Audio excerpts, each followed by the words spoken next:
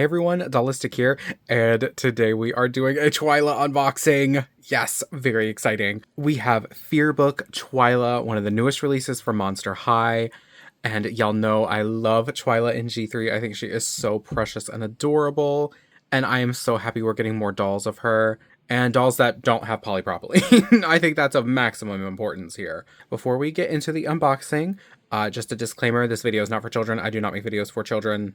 I make videos for adult collectors. This is not for children. Thank you so much, YouTube. I love this packaging, this like new packaging thing they did for the Fearbook line. So it's Draculaura, Toralei, and Twyla. I already have the Toralei doll. I love her so much. I am a G3 Toralei stan, and I absolutely love every doll that they've put out of her in G3 so far. And if you don't, I don't care. Obviously, I'm just kidding. I love all the Toralei dolls. And I've pretty much loved all of the Twyla dolls so far. And yeah, I love this new packaging, this like cute little Polaroid of her playing with her little dollhouse and like all of her little symbols, the coloring, it just looks so good. I love this yearbook paper effect they have behind the logo. It's so good. Oh, that's so cute. They actually put Fearbook on the side here. Love that. Did they do anything on the side? Oh, it's just open. Oh, it's also got this like ribbed thing going on up here to look like a book. Oh, smart packaging. Smart packaging. And then on the back here, we have a new design on the back as well, where it's the Fearbook open. It has Twyla on the right. Oh, is she a D&D fan? Interesting. And then Toralei, Drac, and Twyla. And it does have a cute little read-up for Twyla here. After Ghoul activity is Game Master Spotlight. Oh, okay, so it's not a dollhouse. It's like, it's a D&D, not figure. What do they call? Diorama? Is that what it is? Something like that. And then, why did you join the Ghoulish Gamers Club? Playing board games with my booze as a scream come true. All right, they love the puns. Oh my god, Biteology, Mad Science, Dead Languages, Clockulus. All right. And the infamous Draculaura that everyone thought was going to have a bob, but didn't, even though I think she looks better with a bob, but that's just me.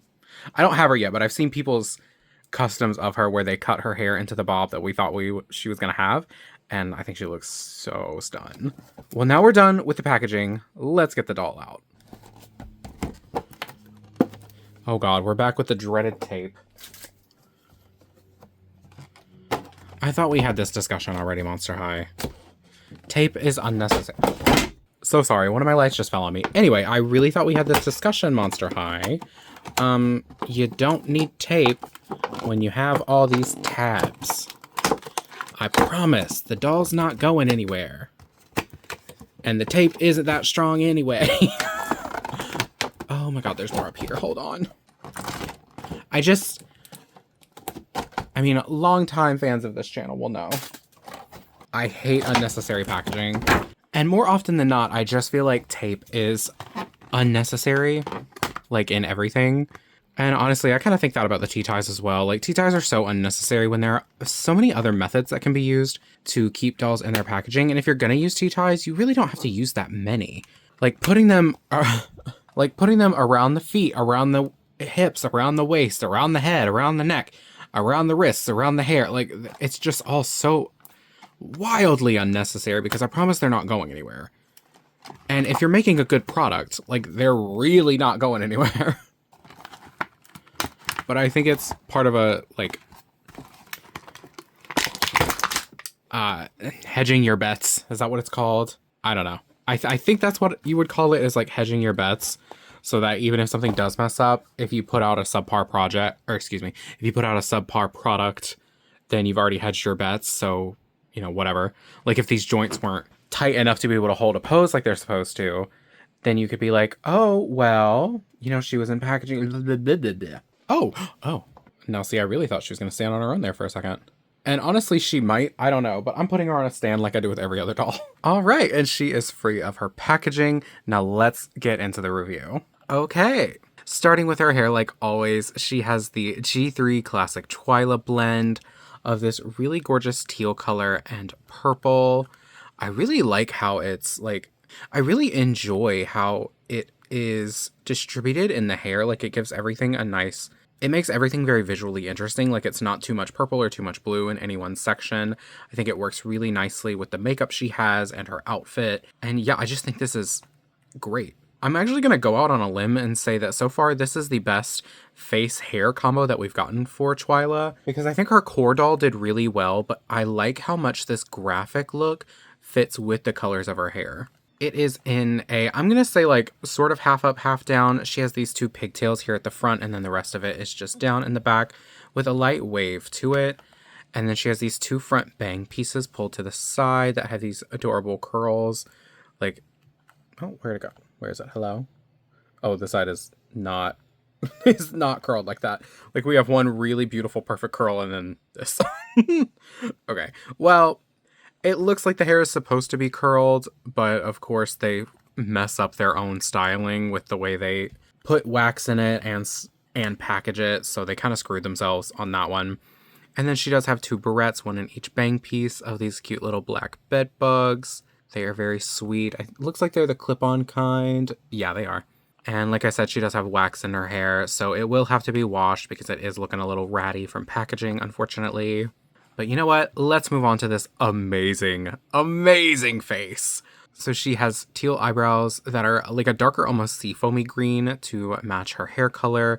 And then this very graphic eyeshadow and eyeliner with pink, purple, and like a frosty blue all along the outside of the eye. And the blue actually carries into the inner corner. Anyway, I love the colors that they chose, and I like the shape that they went for. I like that it goes all the way around the eye and her bright blue eyes. I really hope these glow in the dark as well. I love that feature on Signature Twyla, so I hope it's on her. Because I'm pretty sure it wasn't on the, what was it? Neon Frights? Yeah, I don't think it was on Neon Frights. And for the lip, this is a new lip color for her, and I think it matches her outfit extremely well. It's just a nice solid purple. It's brighter than her hair color, but it matches the dress really nicely, as well as the very graphic eyeshadow. And she does have earrings in. They are these very small, honestly, much more proportional looking earrings than most dolls have. They are little purple, kind of looking like body bag tags with purple crosses with rings at the end, looking like a door knocker. I like that a lot. I love that one of Twyla's motifs is the door knocker, because I won't say I totally understand why they went with the door knocker for one of her motifs, but I think it's such a fun thing. And it's something that isn't used for any other monster. And moving down to her outfit, she has this precious baby doll dress on, and it's a light purple with black patterns of bedbugs and filigree printed on. It is very fitted here at the chest and then poofs out at the waist and down. And along the collar, there is a white ruffle with a black ribbon and then a purple tulle ruffle underneath. It's very cute. I love the silhouette. And then along the bottom of the dress, there are 2 layers of purple tulle with a little bit of separation in between the first and second layer. With a little, and I think it's very nice.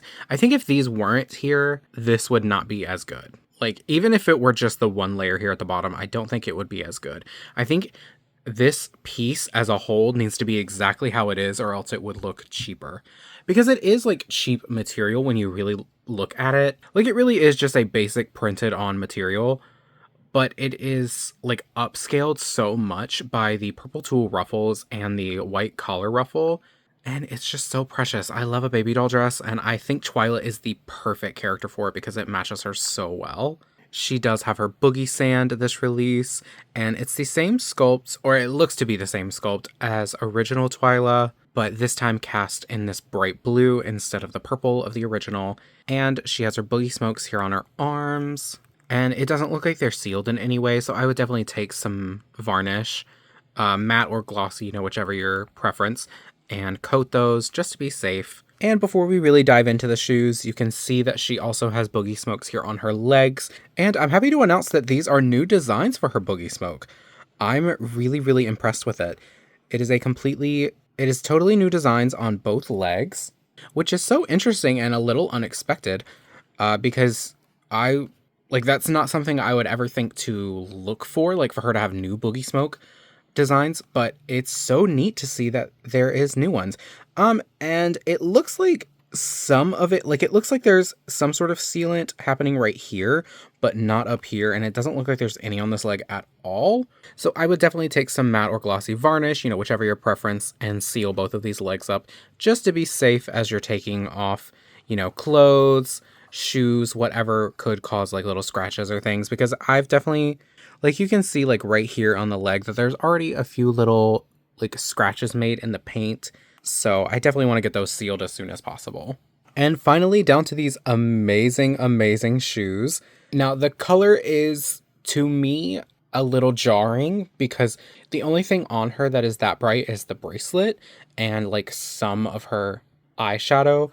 So it is really like jarring as you're going down because it's sort of like purple, purple, purple, purple, purple, bright blue here at the very bottom, which does like, it does draw the eye. So, and I'm sure that's exactly what they wanted to do, but you can see they are cast in this very, very bright blue. They honestly give Maddie Hatter vibes. Like if you're an Ever After High fan, you know who I'm talking about, and you can definitely see like Madeline would absolutely wear these. They are so cute. They are like platform faux heel shoes with these ruffs and bows at the ankle, these amazing filigree designs all over, studs here along the bottom of the actual shoe part before it gets to the platform, and the molding is just amazing. I imagine, now that I'm thinking about it, they chose this color so that you could really see all of these molded details because they are amazing. Oh, and they have purple bows on the ankles. I don't think I mentioned that. But like, look at that. Look at how amazing and crisp these shoes are. I'm so impressed. And I wonder if there's anything on the sole here. Come on, Twy, work with me. Oh, an hourglass. Beautiful. And more filigree. Amazing. An amazing doll. And before we get into her extras, a few things I wanted to go over. So she does have the new, like, we'll call it standard, but I like to think of it as deluxe articulation for Monster High, where it's the wrists, the elbows, the shoulders, the hips, the knees, of course, the head, and the chest joint, which we love to see. And I wanted to just, like, give a warning. Yeah, I wanted to give a warning about the face placement on these dolls. So I had to sift through every doll on the shelf to find one that had this good of a face. And even she is a little bit misprinted. Like, this eye is ever so slightly lower than this one. And it's not as obvious in person, but when you look at it on the camera, you can definitely see that that one's like a touch lower. There have been a lot of placement issues with Twyla in this series, specifically with her face being placed way too low and her hairline being way too high. So she has like not even 5 heads. She has a whole 6 head. Like, there are movies being projected on those foreheads. Okay. They are humongous. And I don't know why that is. But yeah, feel free to, like, when you're going to buy her, sift through those dolls. Make sure you find a good face, because there was a face that had better placement, like on the head, but the eyes were more wonky than this one. So I was like, okay, go with this one. She's the next best. Don't be afraid to look. And now that we've looked at what she's wearing, let's get into her extra accessories. So first up, we have this plate of cookies. I think it's the same mold that we've seen before. And honestly, I feel like I just saw this with a doll, but I can't remember who it was. Like, they've used this for other characters, but I don't know who. Anyway, it's a white plate with 3 cookies on it that are, of course, monster themed. They are very cute. A box of Boo Crisp cookies. Very cute. And it's just a little cardboard box.